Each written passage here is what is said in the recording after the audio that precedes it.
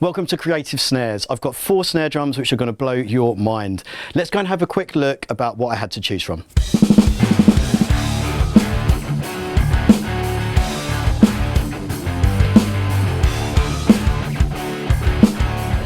So here in the warehouse you can see what I actually had to choose from. I've got a colossal number of snares. This is really just scratching the surface. Here there are snares in the 3 figures. I don't know exactly how many snare drums are here, and I don't think they even know how many snare drums are here. But that's only a great thing because it just took a little bit of time, but we managed to narrow it down. So I'm here with Ed at Rosewood Music. Hello, Ed. Hello. Thank you very much for having me. We've already seen the warehouse, which is just a colossal amount of snare drums. He's obviously been collecting for a very, very long time. And it took a while to narrow it down, but we have narrowed it down to 4 drums. The idea of this is it's basically the cornerstones of mixing and production. With these 4, you should be good to go for pretty much anything. So let's just move on right away, have a look at snare 1, which is basically, this is the all-rounder. This is a Brady block snare. It is Jarrah wood and lemon scented gum. Doesn't smell of lemon. Shame. Good starting point, middle of the road drum, does what it says on the tin. It just kind of works for everything, I think, this one. Snare number 2 is tuned a little bit lower and it's designed just to be a little bit thicker and just to add a bit more beef to the tracks. This is a drum from Tama. It's called a Warlord, complete with jewellery. Heavy shell, just rings a bit better. You can have it a lot lower. Sort of big sound, like that one. Yeah, big heavy drum. Snare number 3 is completely different to snare number 2. This one is much snappier, it's got more crack, and it's just tuned much higher as well. So a completely different vibe to the others. A little bit about that. This is from Gretsch. It's a new classic, 13x7 wood shell. Yeah, does exactly what it says on the tin. It's a crack and doesn't do anything else. I mean, it probably does, but I just keep it there. It just cracks right through the mix. Right through the eardrums.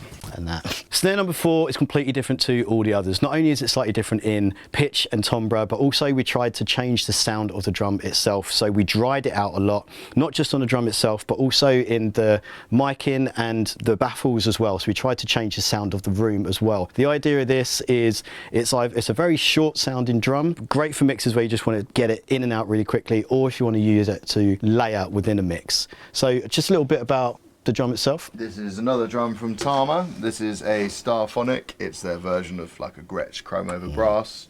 So it is chrome over brass. Thicker shell means you can have it a bit lower, get a bit more ring from it, and a couple of, it's a cutout from a snare head, 0 ring and a load of tape, and it kind of, little bit of work, and it's super dry.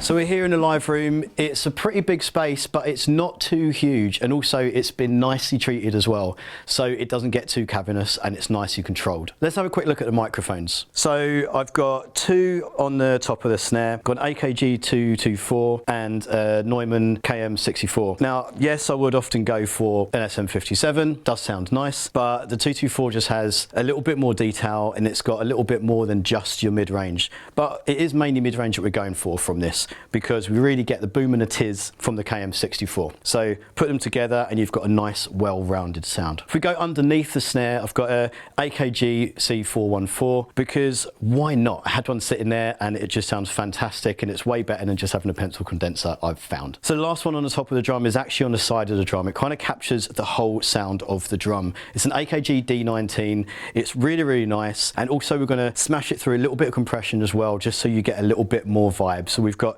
the top 2 for the overall sound of the drum, but this is where the colour comes in. On the overheads, I've gone for Neumann U67. You just can't go wrong with these. These are both valve mics and they both sound absolutely killer. Nicely detailed as well. Lastly, I've got a room mic set up as well. It's a binaural microphone, so essentially, as you'll see from the picture, it's basically a guy's head, but it basically means that it's picking up the overall sound of the room. It's really, really vibey, but since the room isn't too live, it sounds nicely controlled.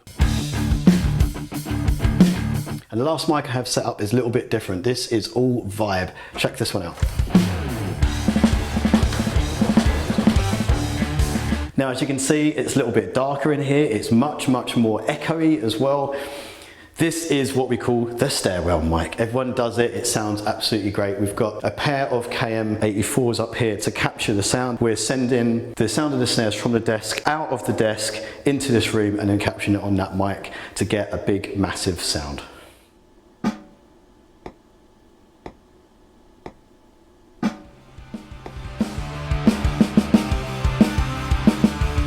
Okay, you've seen how we've done it. Now let's go and listen to some snares.